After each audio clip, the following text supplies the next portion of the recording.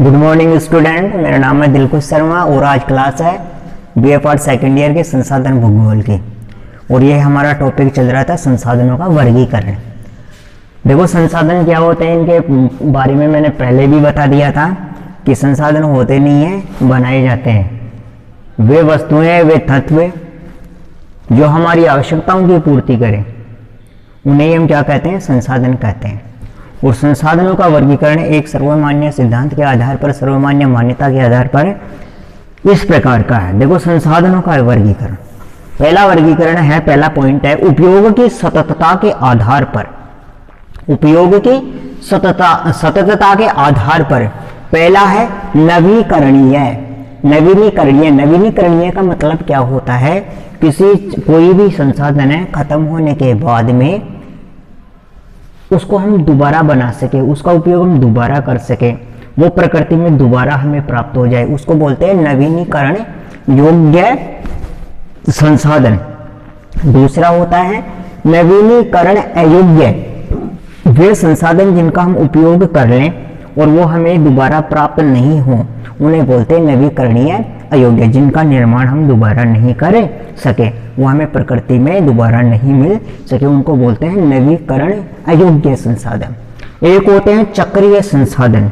चक्रीय का मतलब होता है किसी चीज का हमने उपयोग किया, खत्म हो गई, फिर वो बाद में हमें वापस मिल गई, फिर हमने उसका उपयोग किया, फिर कुछ समय बाद में हमें प्राप्त हो गई, तो उसका सर्किल चलता रहता है। जैसे पानी का, जैसे हमने पानी का किसी भी रूप में उपयोग लिया और पानी का उपयोग करने के बाद में वो भाप बनकर उड़ जाए, वो वापस हमें बरसात के रूप में हमें प्राप्त हो जाएगा, या फिर वो जमीन में जाने पर या भूमिगत रूप में रिस जाने के बाद में वो हमें भूमिगत जल के रूप में हमें प्राप्त हो जाएगा। तो ये क्या है, एक सर्किल चलता रहता है।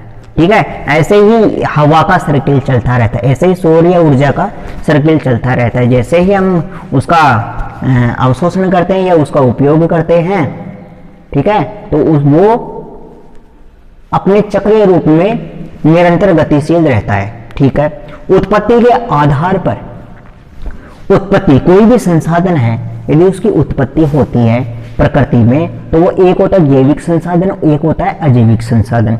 जैविक का मतलब होता है जिनमें जीव होता है, उनको बोलते हैं जैविक, जैसे पेड़ है, पशु है, जानवर है, इंसान है। ठीक है, एक होते हैं अजैविक संसाधन। अजैविक में क्या होता है, वो जिनमें जीव नहीं होता, उनको बोलते हैं अजैविक। अजैविक में पत्थर है, लकड़ी है और भी कुछ है, जिनको हम अजैविक के अंतर्गत शामिल करते हैं। अब तीसरा क्या है, उद्देश्य के आधार पर संसाधनों का वर्गीकरण। देखो उद्देश्य क्या होता है, मान लो हमें कोयला मिल जाए तो कोयले का हम उपयोग क्या करेंगे, उससे हम तापीय ऊर्जा प्राप्त कर लेंगे। तो ये क्या है, उद्देश्य के आधार पर। पहला क्या है, ऊर्जा संसाधन, जिनसे हमें ऊर्जा प्राप्त होती है। अब ये जो ऊर्जा संसाधन होते हैं ये समाप्त होने वाले हैं। यदि समाप्त होने वाले हैं, जिनका हम एक बार उपयोग कर लें, तो इनका क्या होता है, एक सीमित भंडारण होता है। यदि उस भंडारण का हम पूरा उपयोग कर लें तो ये क्या हो जाएगा, समाप्त हो जाएगा, समाप्त होने योग्य है।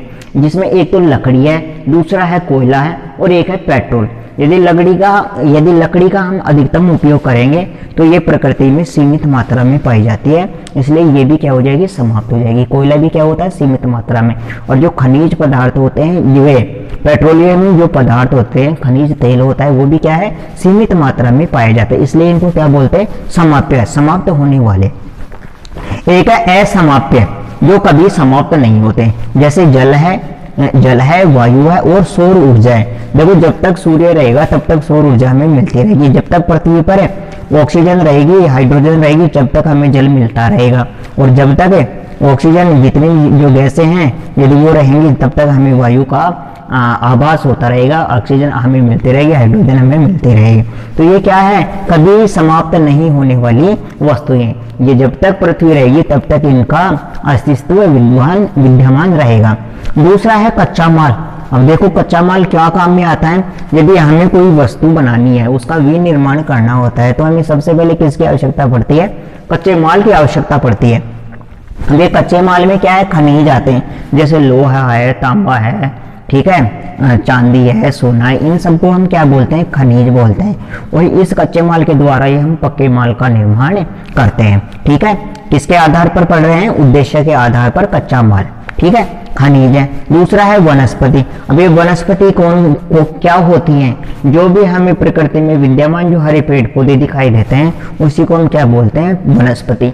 अब ये वनस्पति भी दो प्रकार की होती है। एक तो हम फसल उगाते हैं, कृषि करते हैं, जैसे उसमें गेहूं है, चना है, मक्का है, ज्वार है आदि। और दूसरी है प्राकृतिक, जो स्वतंत्र रूप में उगे हुए हैं, जैसे टीकर है, बरगद है, बबूल है, पीपल है आदि। इनको बोलते हैं प्राकृतिक वनस्पति। एक तो मानव द्वारा निर्मित है, मानव द्वारा उत्पन्न की गई है, और एक स्वतंत्र रूप से उत्पन्न है। तो यह है कृषिगत और प्राकृतिक वनस्पति। दो प्रकार की होती है, एक तो कृषिगत, एक होती है प्राकृतिक। जंगलों में विद्यमान जो वनस्पति है वो प्राकृतिक है, और जो हमारे खेत हैं, जो हमारे घर हैं, उनमें विद्यमान जो वनस्पति है वो कृषिगत कहलाती है। नंबर 3 पे है, पे है पशु और जीव जंतु। पशु और जीव जंतु, यदि हम किसी पशु को पालते हैं, यदि किसी जीव को पालते हैं तो उसका क्या होता है? उद्देश्य होता है। जैसे यदि हम किसी गाय को पालें, यदि किसी हम भैंस को पालें, तो उसको पालने का उद्देश्य क्या है? उससे हमें दूध मिलता है, उससे हमें गोबर मिलता है, उससे हमें छाछ, दही आदि मिलते हैं, उससे हमें खाल प्राप्त होती है, उससे हमें सींग प्राप्त होते हैं, उससे हमें दांत प्राप्त होते हैं। तो उद्देश्य क्या है? उसका आर्थिक महत्व है। उद्देश्य क्या है? अर्थ से संबंधित है। इसीलिए तो हम पशु रखते हैं, जीव जंतु रखते हैं, खरगोश भी रखते हैं, भैंस भी रखते हैं, गाय भी रखते हैं, भेड़ भी रखते हैं, बकरी भी रखते हैं। तो इनका क्या है? उद्देश्य होता है रखने का। फिर बात करते हैं खाद्य पदार्थ। खाद्य यानी खाने के जो पदार्थ होते हैं वो किसके अंतर्गत आते हैं? उद्देश्य आधार पर इनका वर्गीकरण किया गया। पहला है खनिज। अब खनिजों में क्या आता है? अब खनिज लोहा होता है, वो तो खाया नहीं जाता डायरेक्ट, ठीक है। तो क्या है खनिज के अंतर्गत? नमक आता है। तो नमक का उपयोग हम रोज सब्जी में और रोटियों में करते हैं। दूसरा है वनस्पति। अब ये वनस्पति कौन सी है? देखो खेतों में उगने वाली जो भी वस्तुएं हैं, जो भी खाद्य पदार्थ है, उनको हम बोलते हैं वनस्पति। अब जैसे इसमें कोई गाजर है, मूली है, बैंगन है, जितने भी वनस्पति हैं वो क्या है? खाद्य पदार्थ हैं। तो ये किसके अंतर्गत आ गई? खाद्य पदार्थ के अंतर्गत। अब ये वनस्पति किस लिए बो रहे हैं? खाने के लिए बो रहे हैं। गाजर, मूली, बैंगन ये बो रहे हैं, गोभी बो रहे हैं, तो किसके लिए बो रहे हैं? खाने के लिए। तो इसका उद्देश्य क्या हो गया? ठीक है, वनस्पति। पशु व जीव जंतु। अब यदि किसी बकरे को पाल रहे हैं, भेड़ को पाल रहे हैं, और यदि हमें भूख लग गई तो उसका क्या काम में ले लेंगे? मटन काम में ले लेंगे, चिकन काम में ले लेंगे, मांस काम में ले लेंगे। तो ये क्या है? खाद्य पदार्थ है। खाद्य पदार्थ में खनिज में क्या आ गया? नमक आ गया। वनस्पति में गाजर, मूली, बैंगन सब कुछ आ गए, सब्जी, सारी सब्जियां आ गई, और सारे अन्न आ गए, गेहूं, जौ, ज्वार, बाजरा सारे। और पशु व जीव जंतु में मुर्गा आ गया, बकरा आ गया, भैंस आ गई, जितने भी जीव जंतु हैं वो यदि खाने के यदि काम में आते हैं वो सभी इसके अंतर्गत आ जाते हैं। और यदि खनिजों के अंतर्गत आते हैं तो खनिज आता है, खनिजों में लोहा, अब्रक, चांदी, दस्ता सब कुछ आ जाता है। वनस्पति दो प्रकार की होती है, कृषिगत और प्राकृतिक। प्राकृतिक में जो जंगलों में पाई जाती है स्वतंत्र रूप से, उसको हम प्राकृतिक बोलते हैं। और कृषिगत किसको बोलते हैं? जो मानव द्वारा कृत्रिम रूप से उपजाई जाती है उसको हम कृषिगत बोलते हैं। नंबर 3 पे पशु और जीव जंतु। अब ये पशु भी जंगली भी होते हैं और पालतू भी होते हैं, ठीक है। तो ये क्या है? कच्चा माल है। ये क्या है? कच्चा माल है। कच्चे माल से क्या बनाया जाता है? पक्का माल बनाया जाता है। अब पशुओं से यदि दूध निकलता है, दूध से हम क्या बनाते हैं? घी बना देते। तो घी क्या है? पक्का माल। और घी से यदि हम नमकीन बना ले, पूरी बना ले, वो क्या हो गया? पक्का माल हो गया, क्योंकि उसके रूप और गुण में हमने क्या कर दिया? परिवर्तन कर दिया। पशु और जीव जंतु आ गए इसके अंतर्गत। ऊर्जा संसाधन क्या है? एक तो समाप्त होने वाले हैं और दूसरा है असमाप्त होने वाले, यानी जिनकी समाप्ति नहीं होगी। समाप्त होने वाले, लकड़ी समाप्त हो जाती है, कोयला समाप्त हो जाता है, पेट्रोल समाप्त हो जाता है। क्यों समाप्त हो जाते हैं? क्योंकि पृथ्वी पर इनका भंडारण क्या है? सीमित अवस्था में है। और ये है असमाप्य। इनका भंडारण पृथ्वी पर असीमित मात्रा में रोज आता है। रोज हवा चलती है, रोज जल, कहीं ना कहीं बरसात होती रहती है, कहीं ना कहीं जल बहता रहता है। और सौर ऊर्जा रोज हमें रोज हमें दिन में सौर ऊर्जा प्राप्त होती रहती है। तो ये ऊर्जाएं, ये जो असमाप्य पदार्थ हैं, ये जो असमाप्य जो तत्व हैं, ये हमेशा हमें प्राप्त होते रहते हैं। तो उपयोग की सततता के आधार पर 3 प्रकार के हैं। एक तो नवीनीकरणीय, जिनका उपयोग हम करके उनको दोबारा हम बना सकते हैं, उसको नवनवीनीकरण कहते हैं, ठीक है। फिर दूसरा है अनवीनीकरणीय, जिसको हम बोल सकते हैं नवीनीकरण अयोग्य। इसको हम बोल सकते हैं अनवीनीकरणीय। ए लगा दो, ए उपसर्ग लगाने के बाद में वो निषेधकारी हो जाता है। जिन संसाधनों का उपयोग हम दोबारा नहीं कर सकते, जिनका निर्माण हम वापस नहीं कर सकते, उनको बोलते हैं अनवीनीकरणीय। जैसे पेट्रोल है, खनिज तेल है, ठीक है, आदि, कोयला है आदि। चक्रीय का मतलब होता है कि वे संसाधन जिनका उपयोग हम बार बार कर सकते हैं, एक बार उपयोग करने के बाद में दोबारा कर सकते हैं, दोबारा के बाद में 3 बार कर सकते हैं, 3 बार के बाद में 4 बार कर सकते हैं, यानी कि उसका चक्रीय रूप चलता रहता है। ठीक है, उनको बोलते हैं चक्रीय संसाधन। अब चक्रीय संसाधन में पानी आ जाता है और हवा आ जाता है। फिर आता है उत्पत्ति के आधार पर। अब उत्पत्ति, इस संसार में जो भी संसाधन है 2 प्रकार के होते हैं, तो जैविक और एक अजैविक। जैविक का मतलब होता है जिनमें जीव होता है, जो गति कर सकते हैं, चाहे वो स्थितिक हो और चाहे वो गतिज हो, चाहे वो अपनी एक जगह पर गति करें या फिर इस क्षैतिज रूप में गति करें, वे जैविक संसाधन के अंतर्गत आते हैं। अब जैविक संसाधन के अंतर्गत वनस्पति और जीव जंतु आते हैं, जिसके अंतर्गत मानव भी प्रमुख स्थान रखता है। अजैविक संसाधन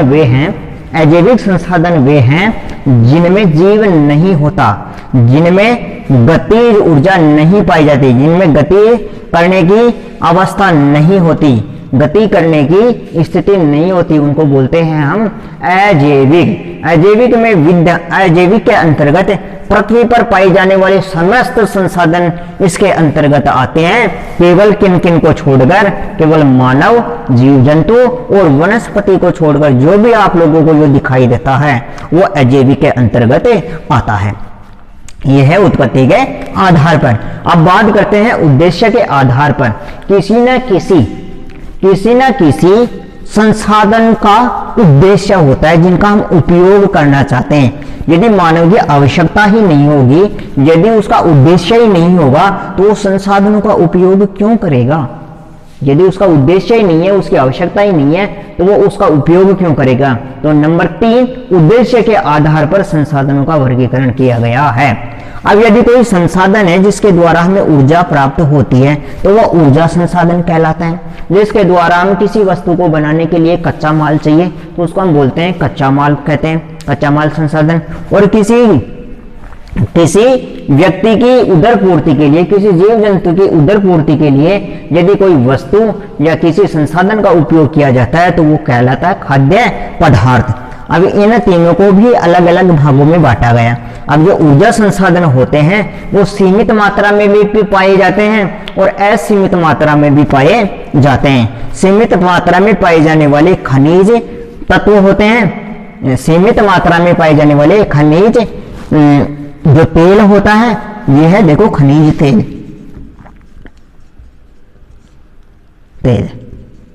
ठीक। समाप्य, ये समाप्त होने वाले हैं जिनमें लकड़ी है, कोयला है, पेट्रोल है, डीजल है आदि। अभी पेट्रोल डीजल को हम खनिज तेल के रूप में जानते हैं। एक होते हैं असमाप्य। असमाप्य में क्या होता है, जिनका उपयोग करने के बाद में भी समाप्य नहीं होते, वो जल होता है, वायु होती है और सौर ऊर्जा होती है। ठीक है, अब बात करते हैं कच्चे माल की। कच्चे माल की, तो कच्चे माल के अंतर्गत सबसे पहला आता है खनिज। अब खनिज, कच्चे माल के अंतर्गत समस्त प्रकार के खनिज आ जाते हैं, जैसे लोहा है, चांदी है, अभ्रक है, जिप्सम है, कार्टज है, अभ्रक है, जिप्सम है। जितने भी खनिज है, पृथ्वी पर पाए जाने वाले जितने भी प्रकार के खनिज हैं, वो इसके अंतर्गत आ जाते हैं, खनिज के अंतर्गत, जो किसी न किसी का क्या होता है, कच्चा माल होता है। ठीक, फिर बात करते हैं वनस्पति की। अब वनस्पति भी 2 प्रकार की होती है। वनस्पति 2 प्रकार की पाई जाती है, एक तो स्वतंत्र रूप में और एक कृत्रिम रूप में पाई जाती है। कृत्रिम रूप का मतलब होता है जो मानव द्वारा उगाई जाती है, मानव द्वारा उत्पन्न की जाती है, मानव द्वारा विकसित की जाती है, उसको बोलते हैं कृषिगत, जो फसलों के रूप में उत्पादित की जाती है। वो दूसरी होती है प्राकृतिक, जो स्वतंत्र रूप में पाई जाती है, जो जंगलों में, पर्वतों में, घाटियों में, नदियों में जो वनस्पति पाई जाती है, नदी घाटियों में, उनको बोलते हैं प्राकृतिक वनस्पति। ठीक है, पॉइंट नंबर 3 इसी का, पशु और जीव जंतु। अब देखो, पशु और जीव जंतु भी 2 प्रकार से पाए जाते हैं। दो प्रकार से पाले जाते हैं, एक तो प्राकृतिक अवस्था में जो जंगलों में निवास करते हैं, और एक पालतू रूप में जो घरों में निवास करते हैं। ठीक है, घरों में पाले जाते हैं, जैसे भेड़, बकरी, बैल, गधा, ये जितने भी जो जानवर हैं वो क्या कहलाते हैं? पालतू जानवर कहलाते हैं। एक प्राकृतिक अवस्था में पाए जाते हैं और एक पालतू अवस्था में पाए जाते हैं। ठीक है, ये क्या सारे क्या है? कच्चे माल हैं। पशुओं को भी हम कच्चे माल के रूप में उपयोग करते हैं। ठीक है, अब आते हैं खाद्य पदार्थ। खाद्य पदार्थ में सबसे प्रमुख स्थान होता है खनिज का। अभी इन खनिज में भी एक प्रमुख स्थान रखता है नमक। नमक का उपयोग मानव नित्य क्रियाओं में करता है, जैसे रोज सब्जियों में डालना, सब्जी में डालना, या किसी सब्जी को उससे लगाकर खाना, या फिर रोटियों में डालना। कहने का तात्पर्य यह है कि रोज नमक का सेवन मानव करता है।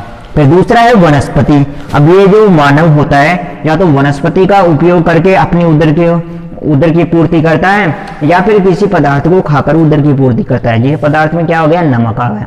और वनस्पति में क्या आ गया? गाजर, मूली, बैंगन, सब्जी, जितनी भी सब्जियां, जितने भी अन्न हैं वो इसके अंतर्गत आते हैं। पॉइंट नंबर 6, जीव और जंतु। कई मानव ऐसे हैं जो जीवों का भक्षण करके, आखेट करके अपने पेट को पालते हैं, जैसे बकरियों को मारकर, भेड़ों को मारकर, जंगली भैंसों को मारकर, हाथियों को मारकर, शेरों को मारकर वो क्या करते हैं? उनका मांस खाते हैं। मुर्गियों को मारकर, चिड़ियों को मारकर, आदि को मारकर क्या करते हैं? वो उनका भोजन करते हैं। तो ये क्या आते हैं? पशु व जीव जंतु किसके अंतर्गत आते हैं? खाद्य पदार्थों के अंतर्गत।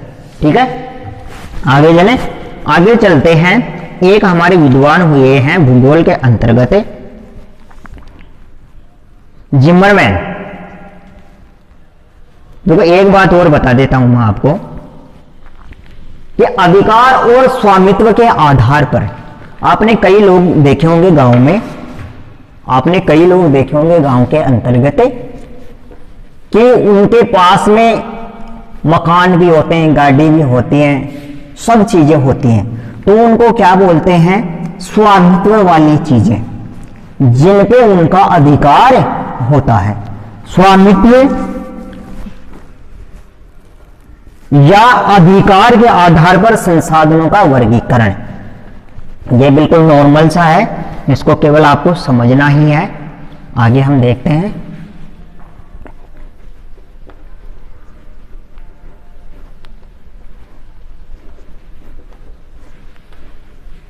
ये थोड़ा सा बोर्ड है जो साफ होने में नहीं आता मेरे से, लेकिन इसको साफ तो करना ही पड़ेगा।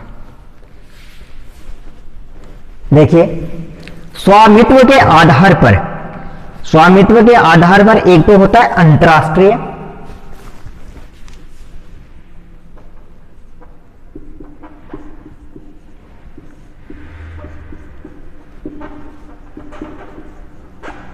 स्वामित्व के आधार पर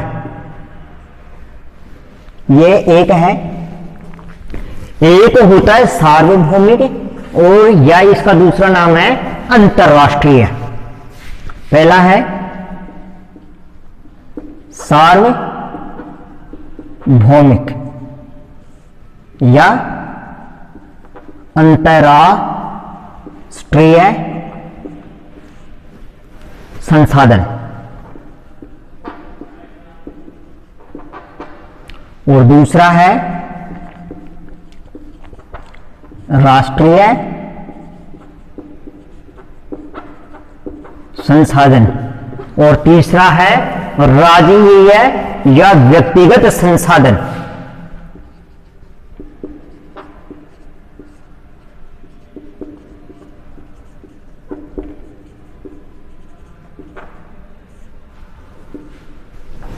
देखो, सार्वभौमिक का मतलब होता है कि विश्व की सभी जगह, सभी स्थानों पर मिलने वाले संसाधनों को सार्वभौमिक संसाधन कहते हैं। विश्व के प्रत्येक स्थान पर, प्रत्येक जगह है, यानी कि सर्वत्र मिलने वाले संसाधनों को सार्वभौमिक संसाधन कहते हैं। इसका दूसरा नाम है अंतर्राष्ट्रीय संसाधन। अंतर्राष्ट्रीय का मतलब होता है कि विश्व में विद्यमान सभी देश जिन संसाधनों का उपयोग कर लें या कर सकें उनको बोलते हैं अंतरराष्ट्रीय संसाधन। उनमें किसी को भी हम बाध्य नहीं कर सकते संसाधन का उपयोग करने के लिए। सार्वभौमिक का मतलब क्या होता है? विश्व की सभी जगह सभी स्थानों पर मिलने वाले संसाधनों को सार्वभौमिक संसाधन कहते हैं। और अंतरराष्ट्रीय संसाधन, इसी का दूसरा नाम है अंतरराष्ट्रीय संसाधन। विश्व के जिन संसाधनों का उपयोग विश्व में विद्यमान समस्त देश कर लें या कर सकें उनको अंतरराष्ट्रीय संसाधन कहते हैं। जैसे सौर ऊर्जा। अब इस सौर ऊर्जा का उपयोग करने के लिए कोई देश मना कर सकता है क्या? नहीं कर सकता। चाहे वो भारत हो, अमेरिका हो, रूस हो, पाकिस्तान हो, चीन हो, बांग्लादेश हो, म्यांमार हो, इंग्लैंड हो, ब्राजील हो, चाहे कोई सा भी देश हो, चाहे कितना ही शक्तिशाली हो, वो इस संसाधन का उपयोग करने के लिए मना नहीं कर सकता। इसलिए इसको क्या बोलते हैं? सार्वभौमिक। ठीक है। पॉइंट नंबर 2 इसी में, मान लो किसी भी देश में यदि बरसात होती है तो कोई देश मना कर सकता है क्या कि उस देश में बरसात नहीं हो, या फिर बरसात होने वाले पानी का उपयोग नहीं कर सकता ये वाला देश? ये भी क्या है? सार्वभौमिक संसाधन है पानी। ठीक है। दूसरा है हवा। अब कोई देश मान लो पाकिस्तान की तरफ से बहने वाली हवा को क्या पाकिस्तान रोक सकता है क्या? नहीं रोक सकता। यदि चाइना की तरफ से बहने वाली हवा है तो उसको क्या चाइना रोक सकता है क्या? नहीं रोक सकता। वो प्रतिबंध भी नहीं लगा सकता कि चाइना की तरफ से प्रवाहित होने वाली हवा को इंडिया वाले ग्रहण नहीं कर सकते। अर्थात ये क्या है? सार्वभौमिक संसाधन है। अब पॉइंट नंबर 2 पे आते हैं। ये लो, राष्ट्रीय संसाधन। विश्व में विद्यमान समस्त देश वो अपनी राजनीतिक सीमा के अंदर, विश्व में विद्यमान समस्त देश वे अपनी राजनीतिक सीमा के अंतर्गत। अब राजनीतिक सीमा क्या होती है? उस देश की बाउंड्री। उस देश की क्या होती है? बाउंड्री होती है।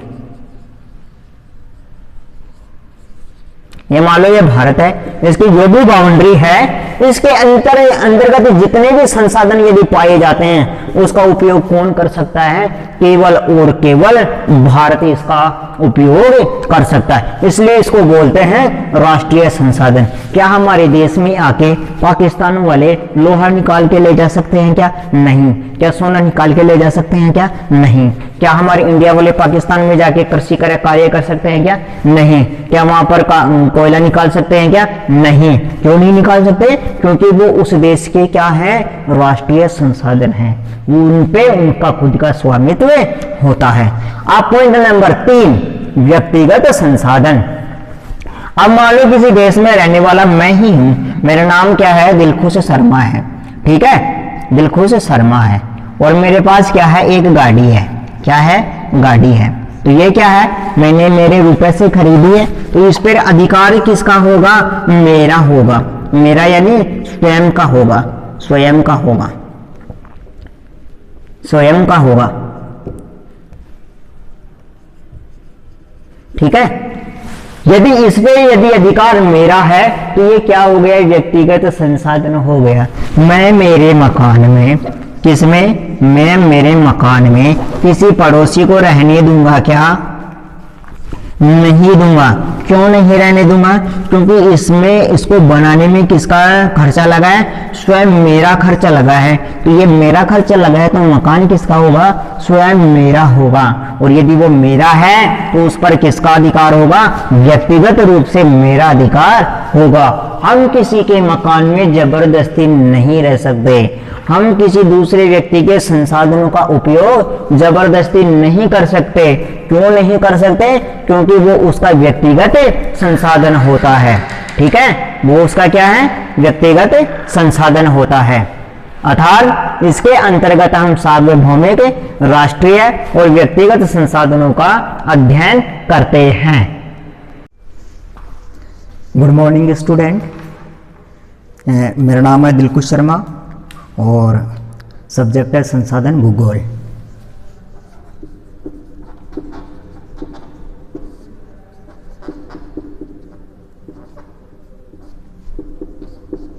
ठीक है, हमने गत वीडियो में संसाधनों का वर्गीकरण पढ़ा था और संसाधनों का वर्गीकरण उद्देश्य के आधार पर, उत्पत्ति के आधार पर, आदि के आधार पर हमने पढ़ा और उसके बाद में हमने स्वामित्व या अधिकार के आधार पर भी हमने संसाधनों का वर्गीकरण पढ़ा। इसके बाद में हम पढ़ते हैं ओवेन द्वारा संसाधनों का वर्गीकरण। ओवेन एक विद्वान है, ओवेन द्वारा संसाधनों का वर्गीकरण। ओवेन द्वारा संसाधनों का वर्गीकरण। देखो ओवेन जो महोदय हैं इन्होंने 1971 में, कब 1971 में संसाधनों का वर्गीकरण प्रस्तुत किया। उन्होंने दो प्रकार के संसाधनों का वर्गीकरण प्रस्तुत किया। एक तो है अक्षयशील संसाधन और दूसरा है क्षयशील।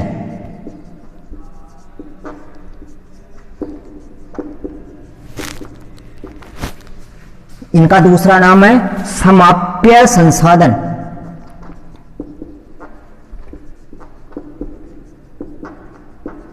और इनका दूसरा नाम है असमाप्य संसाधन। कहने का तात्पर्य यही है कि जो संसाधन समाप्त नहीं होते उनको हम अक्षयशील संसाधन कहते हैं और जो संसाधन समाप्त हो जाते उपयोग करने के बाद में उन्हें कहते हैं क्षयशील संसाधन। क्षयशील संसाधन के अंतर्गत आता है, अक्षयशील संसाधन के अंतर्गत आता है जल। यह है जल, अक्षयशील है, ये कभी नष्ट नहीं होता। और आगे है क्षयशील के अंतर्गत आता है जितने भी संसाधन हैं जल को छोड़कर अन्य संसाधन जो हमेशा नष्ट हो जाते हैं, जो हमेशा नष्ट होने की कगार पर होते हैं। एकमात्र जल है जो अक्षयशील है। अक्षयशील का मतलब है ये एकमात्र संसाधन ऐसा है जो पृथ्वी पर पाया जाता है, जो जल है। ऐसे तो वायु भी होती है और ऐसे तो सौर ऊर्जा भी होती है, ऐसे तो बायोगैस भी होती है, लेकिन अन्य संसाधनों को इनके अलावा जितने भी जो संसाधन बच गए वो क्या है? क्षयशील संसाधन है। क्षयशील संसाधन, इनके अलावा जो जितने भी बच गए वो क्या है? क्षयशील संसाधन है। क्षयशील जो संसाधन है इनको दो भागों में बांटा गया है। पहला है परिरक्षणीय और दूसरा है अपरिरक्षणीय। इनका तात्पर्य क्या होता है? जो जिन संसाधनों का हम लोग संरक्षण कर सकते हैं उनको हम कहते हैं परिरक्षणीय संसाधन, जिनको हम दोबारा प्राप्त कर सकते हैं। जैसे मान लो किसी बकरी का बच्चा है, कोई बकरी का बच्चा है, ठीक है, तो इस बकरी से उस बकरी के बच्चे के अलावा दूसरा बच्चा भी प्राप्त कर सकते हैं बकरी से, तीसरा बच्चा भी प्राप्त कर सकते हैं, चौथा बच्चा भी प्राप्त कर सकते हैं। मान लो किसी पेड़ को हमने काट लिया, इस पेड़ से हम दूसरा पेड़ भी प्राप्त कर सकते हैं, दूसरा पेड़ लगाकर तीसरा पेड़ भी प्राप्त कर सकते हैं, चौथा पेड़ भी प्राप्त कर सकते हैं। कहने का मतलब क्या है? परिरक्षणीय संसाधन कहलाते हैं, जिनका संरक्षण हम दोबारा कर सकते हैं। और इसके अंतर्गत आता है मृदा की उर्वरकता। मृदा की उर्वरकता, यदि कोई मृदा यदि अपनी उत्पादन क्षमता को यदि कम कर देती है या नष्ट हो जाती है मृदा की उत्पादन क्षमता, तो उसको हम क्या कर सकते हैं? दोबारा उसको हम बढ़ा सकते हैं। अपरिरक्षणीय के अंतर्गत आते हैं समस्त खनिज संसाधन आते हैं इसके अंतर्गत, क्योंकि इन संसाधनों को हम न तो बढ़ा सकते हैं। अब मान लो यदि एक किलो लोहा है, 1 किलो लोहा है, इसको हम 2 केजी लोहा नहीं बना सकते हैं। यदि हमारे पास यदि 1 किलो गेहूं है, 1 किलो यदि सोना है, तो इसको हम 2 किलो नहीं कर सकते। क्यों? क्योंकि इससे इसकी उत्पादन क्षमता नहीं बढ़ सकती। यदि सोने से ही सोना उत्पन्न होता तो हम खदानें क्यों खोदते? यदि लोहे से ही लोहा उत्पन्न हो जाता तो हम लोहे की खदानें क्यों खोदते? यदि पेड़ से ही पेड़ उत्पन्न हो जाता तो ये कौन से परिरक्षणीय में आ जाता? इस वाले में आ जाता। तो क्षयशील जो नष्ट होने वाले हैं, लेकिन एक को तो हम प्राप्त कर सकते हैं लेकिन दूसरे को हम दोबारा प्राप्त नहीं कर सकते। कहने का मतलब उनसे उत्पन्न नहीं कर सकते। परिरक्षणीय में क्या होता है? उनसे दोबारा उत्पन्न हो सकते हैं। बकरी से एक बच्चा लिया, काम में ले लिया, खा लिया या उसका मटन बना लिया, लेकिन ये दोबारा 6 महीने बाद या 12 महीने बाद में बच्चा देगी। तो ये क्या है? परिरक्षणीय। इसका संरक्षण हम लोग कर सकते हैं। पेड़ पौधे दोबारा लगा सकते हैं, मिट्टी की उर्वरक क्षमता और बढ़ा सकते हैं, और बकरियों के बच्चे और भी उत्पन्न करवा सकते हैं। लेकिन लोहा उत्पन्न हो सकता है क्या? 1 किलो लोहे से दूसरा लोहा नहीं हो सकता। इसलिए यह परिरक्षणीय है और अपरिरक्षणीय है। तो ओवेन महोदय ने 2 प्रकार के संसाधन बताए हैं, क्षयशील और एक अक्षयशील। अक्षयशील का मतलब होता है जो असमाप्त है, असमाप्त है जो समाप्त नहीं होते। क्षयशील का मतलब होता है जो समाप्त हो जाते हैं। ठीक है, इनमें आते हैं अन्य संसाधन। जल को छोड़कर, वायु को छोड़कर, सौर ऊर्जा को छोड़कर जितने भी बच गए उनको बोलते हैं क्षयशील संसाधन। ठीक है, अब आगे हम बात करेंगे। एक महोदय हैं हमारे जिमरमैन महोदय। जिमरमैन महोदय हैं, उन्होंने भी अपना वर्गीकरण प्रस्तुत किया है। जब ये जिमरमैन महोदय हैं, इन्हीं की परिभाषा हम पढ़ते आए हैं कि संसाधन होते नहीं है, बनाए जाते हैं। ये सर्वप्रथम संसाधन भूगोल में कार्य करने वाले विद्वान रहे हैं, इसलिए इनका नाम हमेशा संसाधन भूगोल के अंतर्गत आता रहता है। ठीक है, चलते हैं आगे।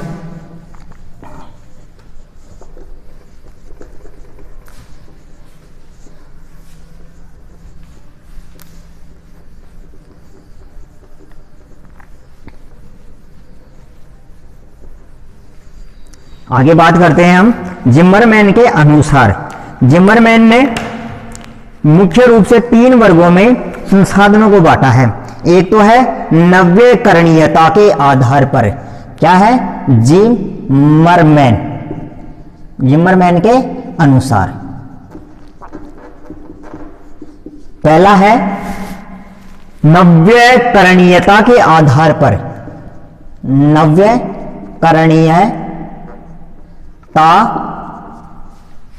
नव्यकरणीयता के आधार पर, और दूसरा है प्राप्ति के आधार पर। प्राप्ति के आधार पर, और तीसरा है अन्य आधार पर। ठीक है, अभी जो नव्यकरणीयता के आधार पर जो संसाधन हैं वो 3 प्रकार के बताए हैं। नव्यकरणीयता के आधार पर जो संसाधन हैं वो 3 प्रकार के बताए हैं। पहला है परिवर्धनीय, इसमें है पहला परिवर्धनीय, और दूसरा है अपरिवर्धनीय।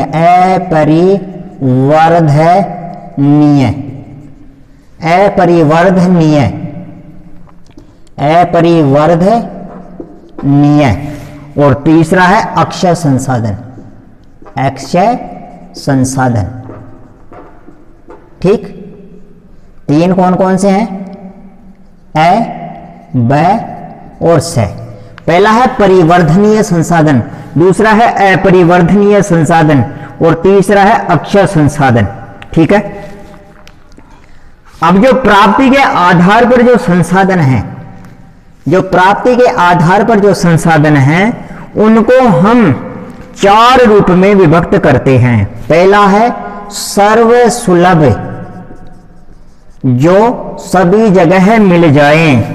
सामान्य सुलभ है।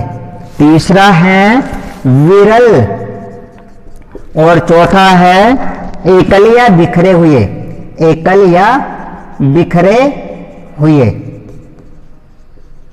ठीक है, जो अपरिवर्धनीय है ये वाला, इसको भी हमने 2 भागों में बांटा है।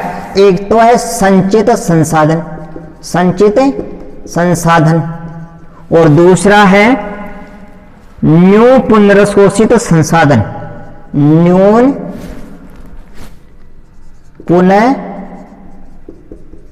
शोषित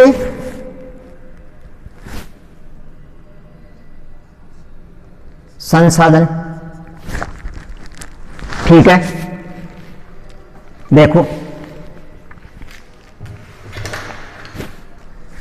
जिमरमैन के अनुसार इन्होंने 3 प्रकार के वर्गीकरण प्रस्तुत किए हैं। पहला है नव्यकरणीय, वे संसाधन जिनका निर्माण दोबारा हो सकता है, जिनका निर्माण उपयोग की दृष्टि से हम दोबारा कर सकते हैं, उनको बोलते हैं नव्यकरणीयता के आधार पर वर्गीकरण। वे संसाधन जिनका हम नवीनीकरण, उनको नया बना सकते हैं, उनको अंदर डालते हैं नव्यकरणीय के अंतर्गत। इसमें पहला है परिवर्धन। परिवर्धन का मतलब होता है किसी एक वस्तु से हम, किसी एक जंतु से हम, किसी एक वनस्पति से हम उसका थोड़ा सा भाग लेकर उसको हम उपयोग में ले लें, फिर बाद में उसी से ही हम उसका दूसरा रूप प्राप्त कर लें। इसको बोलते हैं परिवर्धन। जैसे एक पेड़ को काटने के बाद में उसकी जगह या तो दूसरा पेड़ लगा दो, या फिर वही पेड़ अपने आप विकसित होकर, कटा हुआ पेड़ अपने आप ही विकसित होकर पेड़ का रूप धारण कर ले, उसको बोलते हैं परिवर्धनीय। अपने आप उसका विकास होता रहता है और उसमें मानवीय सहयोग भी सहयोग करता रहता है। अपरिवर्तनीय का मतलब होता है जिसको हमने एक बार उपयोग कर लिया, उसके बाद में उसकी जगह या उसकी दूसरी जगह उसका उपयोग कर लें, या उसकी जगह हम दूसरी वस्तुओं को स्थापित कर दें। इसमें आता है अपरिवर्तनीय, जिसका उत्पादन पुनर्उत्पादन नहीं होता। तीसरा है अक्षय संसाधन, वे संसाधन जो नष्ट नहीं होते। अब अक्षय संसाधन के अंतर्गत आता है जितने भी जो बायोगैस है, पवन ऊर्जा है, सौर ऊर्जा है, ये सभी किसके अंतर्गत आते हैं? अक्षय संसाधन के अंतर्गत, क्योंकि वो नष्ट नहीं होते। अब फिर जो अपरिवर्तनीय जो संसाधन है उसको हम 2 भागों में बांटते हैं। एक तो संचित संसाधन। अब ये संचित संसाधन क्या होते हैं?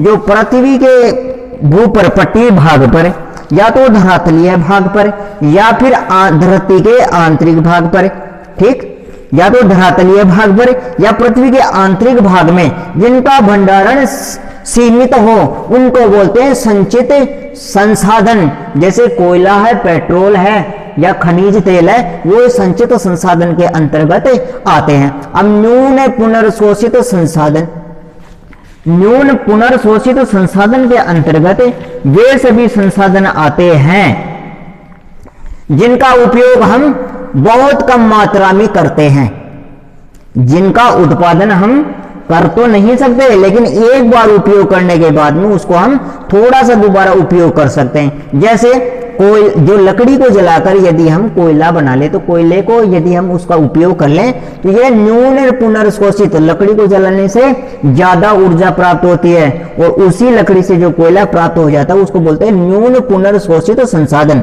किसी संसाधन का उपयोग करने के बाद में जो उसका बचा हुआ अवशिष्ट जो भाग होता है उसका यदि हम उपयोग करते हैं तो उसको बोलते हैं न्यून पुनर्शोषित संसाधन। जैसे गंदा पानी है, मान लो हमने कपड़े धोए हैं, मान लो किसी पानी से हमने कपड़े धोए हैं, तो उस पानी का, उस संसाधन का हमने उपयोग तो कर लिया, लेकिन उस गंदे पानी को किसी पेड़ में डाल दें तो वो उस पेड़ के लिए क्या होगा? पुनर्शोषित, न्यून पुनर्शोषित संसाधन कहलाएगा। उसके हमने क्या उपयोग कर लिए? 2 उपयोग कर लिए, ठीक है। यदि बाढ़ का यदि पानी हम किसी बांध में भर लें और बांध के द्वारा पहले तो बिजली बना ले और फिर उससे हम सिंचाई व्यवस्था सुचारू रूप से कर लें, तो बिजली बनाने के बाद में वो क्या है? पुनर्शोषित संसाधन। लेकिन उसको दोबारा उपयोग किस में ले लिया? सिंचाई व्यवस्था में। और सिंचाई व्यवस्था के साथ में यदि उसको हम पीने के काम में भी ले लें तो ये कहलाएगा न्यून पुनर्शोषित संसाधन, जिनका उपयोग हम दोबारा भी कर सकते हैं लेकिन सीमित मात्रा में, ठीक है। प्राप्ति के आधार पर संसाधनों को 4 प्रकार से बांटा गया। पहला है सर्व सुलभ, ये ऐसे संसाधन होते हैं जो विश्व के किसी भी कोने में चले जाइए आप, वहीं पे ही आपको मिल जाएंगे, जैसे पानी, जैसे हवा, जैसे सूर्यतप, जैसे सौर ऊर्जा। ठीक है, कहने का मतलब है जो प्रकृति में सभी जगह मिल जाए, जिसका कोई पैसा नहीं लगे, वो ही क्या है, सर्व सुलभ संसाधन कहलाते हैं। सामान्य सुलभ, विश्व के ऐसे क्षेत्र हैं, विश्व के ऐसे क्षेत्र हैं जहां पर समस्त जगह तो प्राप्त नहीं होते, लेकिन ये धरातल पर हमें प्राप्त होते रहते हैं, तो इनको बोलते हैं सामान्य सुलभ। ठीक है, सामान्य सुलभ संसाधन कहते हैं। ये तो समस्त जगह, लेकिन ये कुछ जगह पर ही मिलते हैं। लेकिन जो विरल जो संसाधन होते हैं, जिनका जो पृथ्वी की सतह पर या आंतरिक पृथ्वी के आंतरिक भाग में कुछ कुछ जगह पर ही मिलते हैं, कुछ कुछ जगह पर ही मिलते हैं। जैसे मान लो वनस्पति है, जैसे उष्णकटिबंधीय वनस्पति है, ये विश्व के कुछ कुछ भागों में ही मिलती है। शीतोष्ण कटिबंधीय वनस्पति है या फिर शंकुधारी वनस्पति है, ये सभी जगह थोड़ी ना मिलती है, विरल भाग में मिलती है। जैसे सोना है, वो सभी जगह थोड़ी ना मिलता है, वो क्या है, उस देश के, उस क्षेत्र के, उस विश्व के अनेक भागों में, यानी सभी जगह नहीं मिलता, कुछ कुछ भागों में मिलता है। जैसे हीरा है, सभी जगह थोड़ी ना मिलता है, सामान्य सुलभ थोड़ी ना है, सबको पास मिल जाएगा। जो ये क्या है, विरल, एकल या बिखरे हुए। अब जैसे मान लो यूरेनियम, थोरियम, यदि संसाधन हमें चाहिए तो किसी एक व्यक्ति के पास में थोड़ी ना है, इसके लिए ये एकल और बिखरे हुए, ये किसी एक जगह पर नहीं पाए जाते हैं। ये किसी न किसी एक महत्वपूर्ण जगह पर या किसी स्थिति के आधार पर जो जगह होती है, जो प्रदेश होते हैं, उनमें ही ये पाए जाते हैं। इनको बोलते हैं एकल या बिखरे हुए, जो स्वयं स्वतंत्र रूप में पाए जाते हैं, लेकिन प्रादेशिक स्तर में ये बिखरे हुए पाए जाते हैं। तो ये हो गए सर्वसुलभ, सामान्य सुलभ, विरल, एकल या बिखरे हुए। और अन्य आधार पर मान लो उद्देश्य हैं और कुछ मान लो, वो सभी किसके अंतर्गत आ जाते हैं, अन्य आधार पर आ जाते हैं। फिर वस्तुओं के निर्माण और उनके उपयोग के आधार पर, उनके वस्तुओं के निर्माण और उनकी सहायक कारकों के आधार पर संसाधनों को 2 भागों में बांटा गया है। एक तो है मानवीय और एक है प्राकृतिक। वे संसाधन जो मानव द्वारा निर्मित होते हैं उनको बोलते हैं मानवीय संसाधन, और जो संसाधन प्रकृति द्वारा प्रदत्त होते हैं उनको बोलते हैं प्राकृतिक संसाधन। किसके आधार पर है, किसी वस्तु के निर्माण में सहायक कारकों के आधार पर, किसी वस्तु के निर्माण में सहायक कारकों के आधार पर।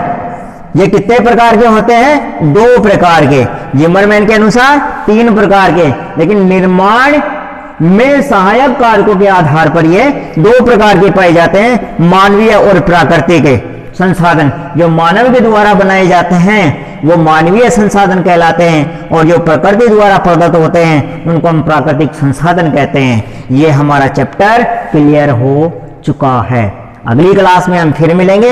यदि आपको समझ में आया है तो कमेंट करके लाइक जरूर मारना, ठीक है। इससे आगे हम क्लास लेंगे कल की वीडियो में, ठीक है।